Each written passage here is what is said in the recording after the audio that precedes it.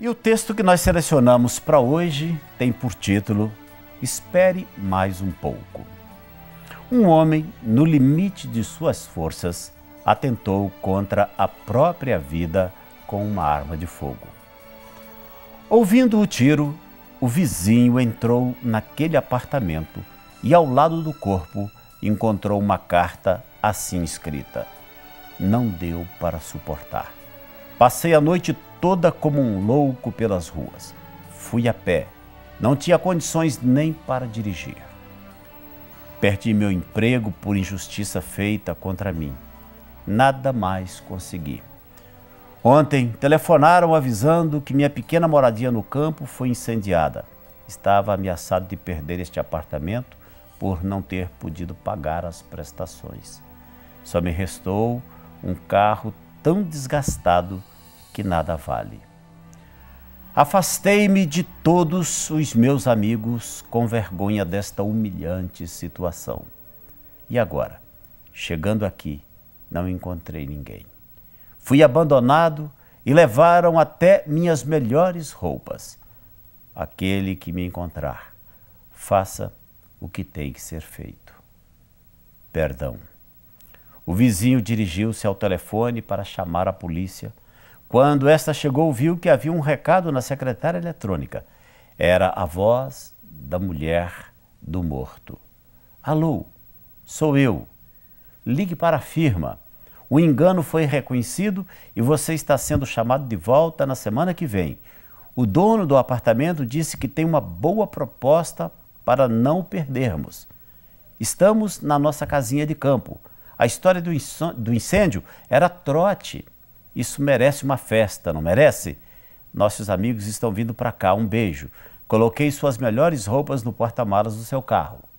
Vem logo."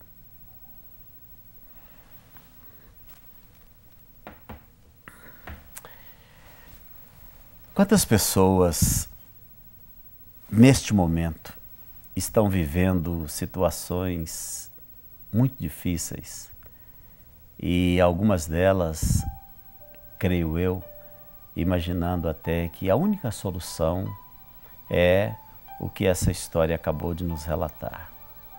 Algumas perderam a esperança, perderam a fé, perderam o emprego, perderam um casamento de muitos anos, perderam a confiança em si mesmas, elas perderam os amigos, perderam a condição social e elas vão colocando nessas perdas um valor, eu posso dizer, de certa forma um pouco exagerado. Não que essas coisas não valham, vale sim, mas às vezes nós exageramos no valor, ao ponto de imaginar que estas coisas valem mais do que a nossa própria vida. Essa história nos dá um exemplo claro de que muitas vezes nós tomamos decisões precipitadas. Muitas vezes nós fazemos coisas que depois não há como refazê-las, não tem como voltar atrás, não tem como refazê-las ou recuperá-las. Como nessa história que eu acabei de ler, a pessoa em desespero, porque havia sido despedida, chegou uma notícia de que a casa lá no sítio havia sido queimada, o apartamento seria tomado. E a única saída que essa pessoa da história viu foi tirar a própria vida, se esquecendo de que o bem maior que temos e o dom maior que Deus nos deu é o dom da vida.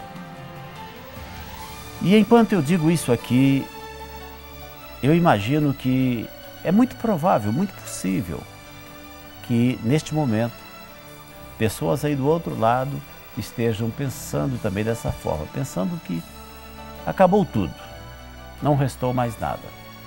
E a única solução é colocar fim à vida.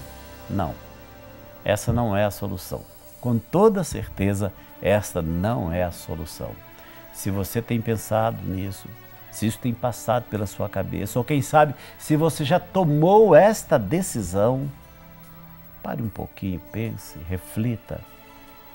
O dom da vida é o maior presente que Deus nos deu depois da salvação. E o próprio Senhor Jesus ele nos alerta dizendo que a vida vale mais do que o alimento, a vida vale mais do que as vestes, a vida vale mais do que o emprego, a vida vale mais do que tudo o que nós podemos imaginar. Portanto, não há nada nessa terra que venhamos a perder que seja de maior valor do que o da própria vida. Daí a importância de fazermos uma reflexão e de, fazendo essa reflexão, entendermos que nós podemos recomeçar.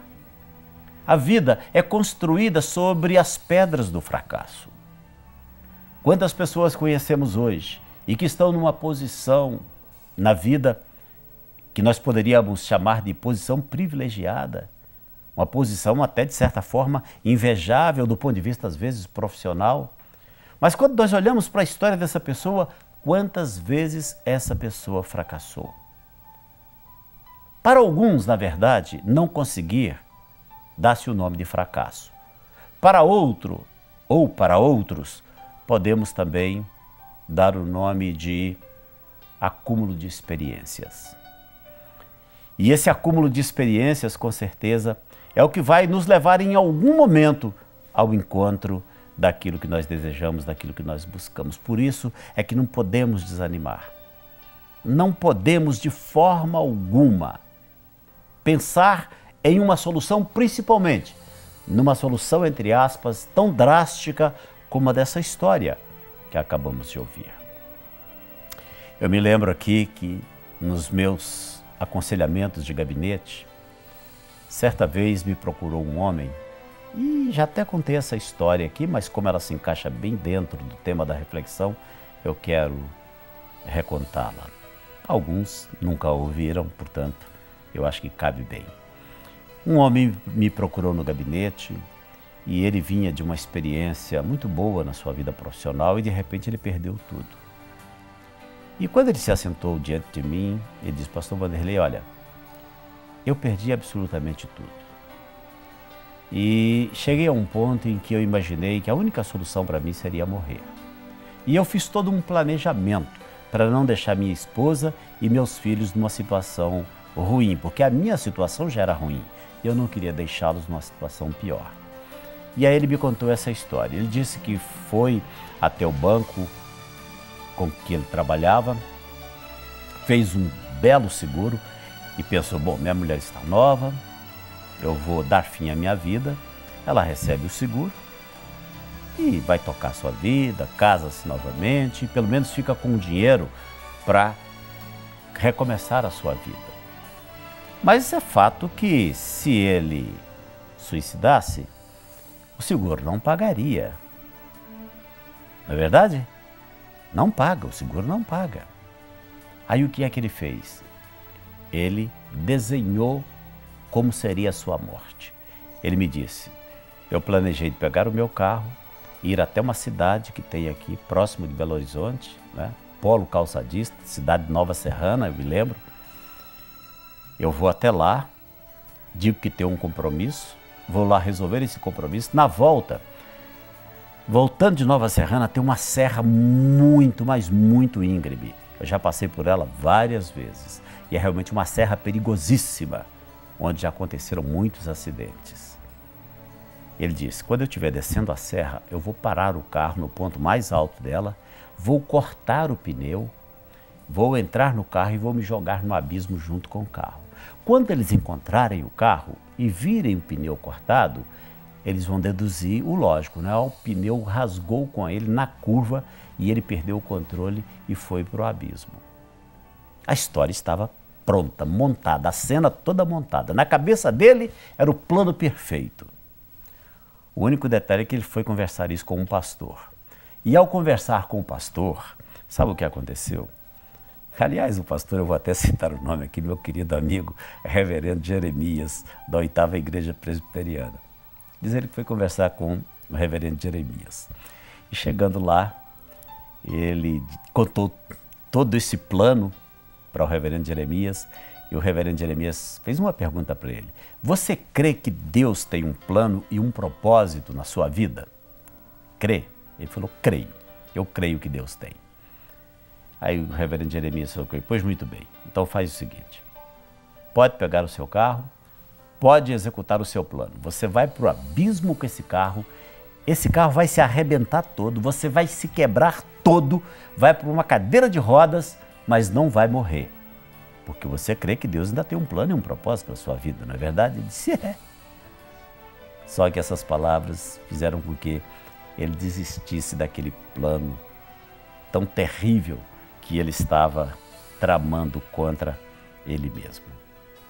E depois Deus abençoou, ele me contava a história, aconteceu uma reviravolta na vida dele, ele recomeçou tudo novamente e começou a recuperar, e daí um tempo, todo aquele sufoco, todo aquele problema era passado. É assim que acontece muitas vezes conosco. Às vezes nós pensamos em tomar determinadas decisões, principalmente decisões como estas, decisões irreversíveis, deixamos pessoas sofrendo, quando na verdade Deus sempre tem uma saída, Deus sempre tem uma porta. E Ele, com certeza, vai abrir a porta que precisa ser aberta para que você possa passar desse estágio de luta, de dificuldade e tribulação para um estágio de paz, de tranquilidade, de harmonia com você mesmo e com aqueles que você ama. Amém? Vamos orar, vamos falar com Deus.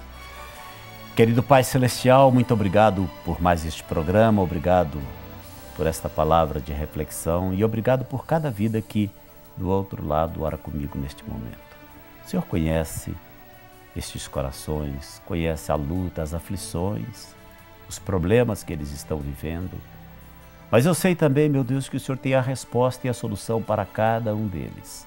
Eu oro pedindo a Tua bênção sobre eles, especialmente sobre aqueles que estão imaginando que a única solução é tirar a própria vida. Senhor, que neste momento o Espírito Santo possa falar ao coração destas pessoas especialmente e que o Senhor possa, neste momento, alcançá-las e abençoá-las, mudando e dando um novo rumo, uma nova direção para a vida de cada uma delas. No nome de Jesus, Pai. Nós oramos, colocando também dentro do teu coração esta irmã que escreveu, falando das lutas que está tendo do seu casamento. Que o Senhor a abençoe, trazendo paz e harmonia. No nome de Jesus.